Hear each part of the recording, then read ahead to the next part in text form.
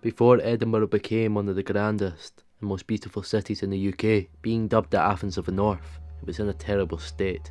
Being nicknamed Old Reekie for its vulgar stench and distasteful appearance, Edinburgh wasn't how we know it today. The city was crumbling, the buildings in dire need of repair, overcrowding and human waste covering the streets. These days were grim for the population of Edinburgh.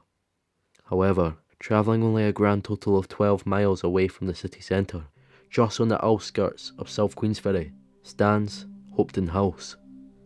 Hopetoun is an amazing historic house, which covers a grand total of 144 acres of land. For over 300 years, Hopetoun has been home to the Hope family. The Hope family have a long and honourable record of service to the Crown, country, the law and the military, with a lot of the family serving in the military and fighting for their country.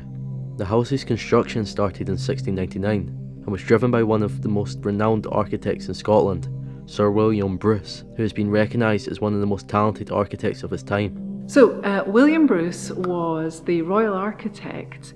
He was commissioned by Charles II to remodel the royal apartments in Holyrood Palace. And just after he was commissioned to do that, he was approached by Margaret Hamilton, who was the mother of the first Earl of Hopetoun, to create the house, Hopetoun House, that we see nowadays. The building was completed 2 years later in 1701, showing some of the finest examples of carving, wainscoting and ceiling painting in Scotland, most of the work completed by local craftsmen.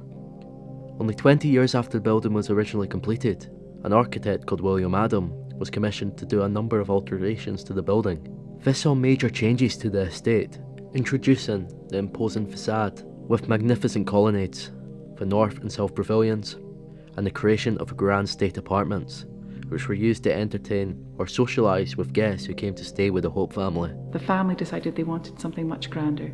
Tastes have changed so much in that stage, and William Adam was commissioned. William Bruce had died by this stage, and he builds the house that we see from the front. So we've got two very different houses here at Hopetoun, much lighter in area in the Adam side, and we have the dark wood panelling that was very consistent with Bruce design. These additional changes to the estate's architecture took years, not being completed till 1767. Unfortunately, William Adam passed away before he could see his finished work. He died in 1748. His son took his place in completing the interior design of the building, making the estate look just as rich from the inside as it does from the exterior building. Living as a servant at Hopetoun House was much nicer than living in the city centre.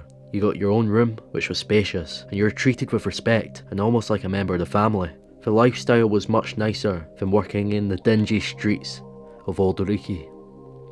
Overall, Hopetoun is outstanding. The building is incredible, and the grounds are even more impressive. It's certainly one of the most picturesque historic houses in the whole of Scotland, especially in the Edinburgh area, and even more especially at the time, contrasting to the slum that was Edinburgh. It really puts into perspective why Edinburgh was called Auld Reekie.